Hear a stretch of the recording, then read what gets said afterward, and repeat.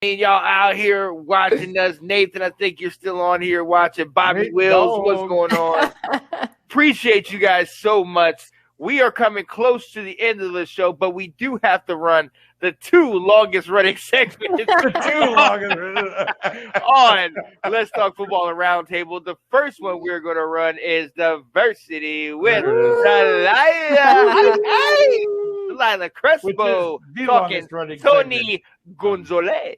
Did I say it right? Did I give it a little flair? No, you did give it a little flair. That's good. You gotta say it like Gonzalez. Gonzalez. like Speedy, man. Hey, they tried to cancel Speedy, and Latinos were like, we got a problem with Speedy. Right. We got a problem. Like, it was so funny because we're like, we have no problem with Speedy Gonzalez. Okay, damn mouse with a sombrero on. We know what he is, and it's hilarious. Relax. Right. Anyway. I don't All right, so Tony Gonzalez. Honestly, like, everybody knows who this man. Everybody knows who this man is. He's considered one of the greatest tight ends to ever play that position. And when I go through, like, because I knew some of this stuff, but then when you look at stats, you're like, oh my God, he did all this. It's crazy. You're just like, what is going on? But anyway, so as we know, basically he spent 17 seasons in the NFL, predominantly with the Kansas City Chiefs, right? That's really where he spent most of his career. He is an LA boy. He's from Torrance, California, which is like, you know how they do like the districts, right? LA's massive, so Torrance is within that LA district. Yeah. He was raised by his mom, Judy. She worked two jobs to raise her boys. Growing up, Dad wasn't really in the picture. Judy is Black American Argentinian, so that's where you get the Latino from, and his father is Jamaican. So that is kind of his a little background on him. Gonzalez attended Huntington Beach High School in Huntington Beach, California, where he lettered in football and basketball. Yep. As a senior, he caught 62 passes for 945 yards and 13 touchdowns, and was a first-team All-American selection at both tight end and linebacker. Playing basketball, he was named Orange County and Sunset League MVP, as he averaged 26 points per game. After his senior year, Gonzalez shared the Orange County High School Athlete of the Year award along with Tiger Woods. Tiger Woods. Wow. Right? He's in good company. Tiger Woods. Yeah. Whew. Anyway, so that's that's a little bit, that's just him. That's just him as a teenager, right? We're just like, he's not even in college yet. He's already like, so we know some people are just born under the right stars, y'all. They just just come already. Absolutely. Anyway, so he attended Berkeley, where he majored in communications, and again, he actually played football and basketball in college. So as a member of the California Golden Bears football team, he played tight end under the future NFL coach Steve Marucci. Gonzalez was also an all Pac-10 and an All-American selection.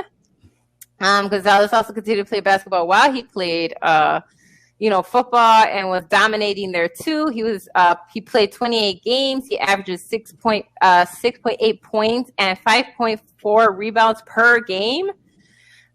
So he made it to the Sweet 16 actually of the NCAA basketball tournament. He had to choose between, basketball and football. And he said that was actually one of the hardest things he had to do. But he decided to forego his senior year and declare for the NFL draft.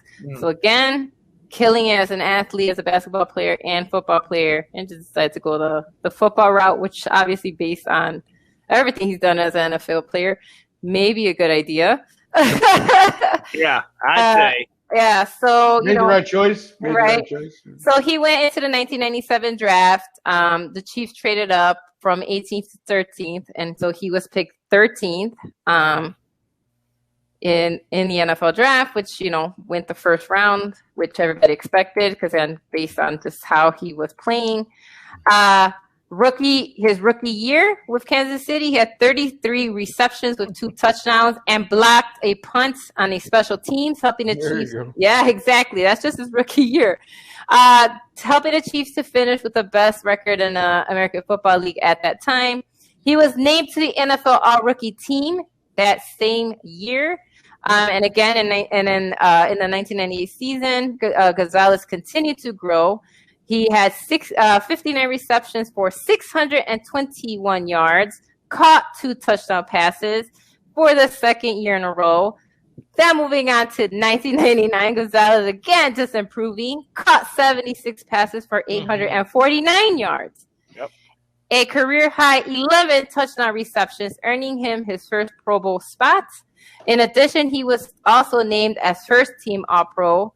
In 2000, he had 93 receptions for 1,203 receiving yards and 9 receiving touchdowns. He went to the Pro Bowl again and was also on that first team. And moving on to 2001, 73 receptions, 917 receiving yards, went to the Pro Bowl again. It's like insane. Again, 2002 season, 63 receptions. So it's like, it's just insane. Like, I couldn't believe it when I was looking at like everything that he was doing.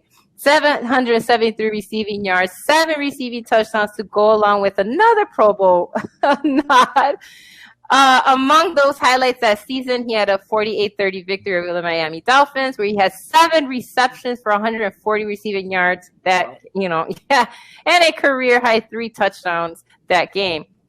Between 2003 and 2006, he was the most productive tight end in the NFL between those years.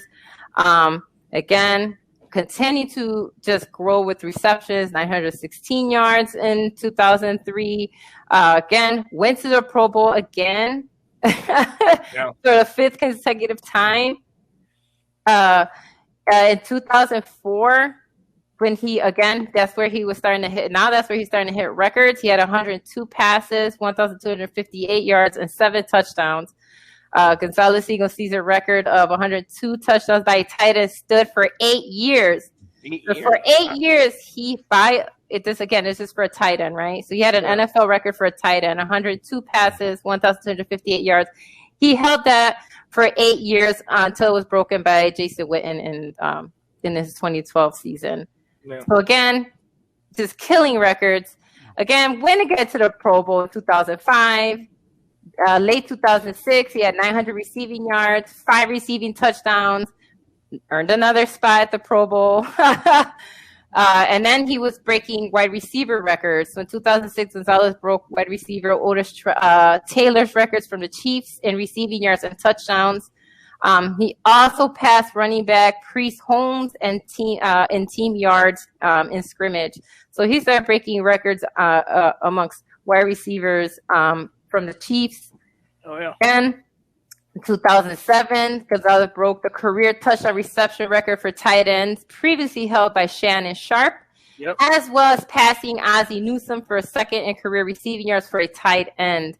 On December 23rd, 2007, Gonzalez recorded his 3rd season with 1,000 receiving yards, tying him with Kellen Winslow, Todd Christensen, and Shannon Sharp for most ever by a tight end.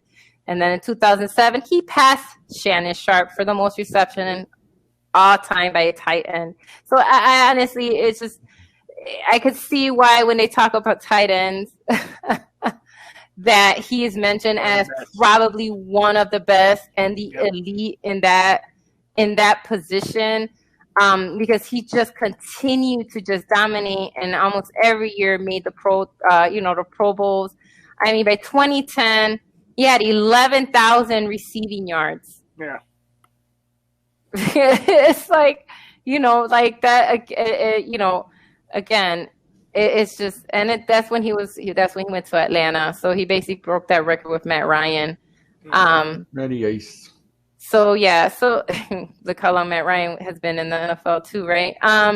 But again, just someone like Tony Gonzalez just comes along and just begins to just dominate the game from his rookie season, right? And again, doesn't happen often, but he dominated as soon as he stepped onto the field as a tight end. with Kansas City and just continued to just kill the game. Yep. You know, just continue to kill the game at that position and set a standard for tight ends, because he started then passing right receiver numbers, as we saw, right? He started breaking all sorts of stuff.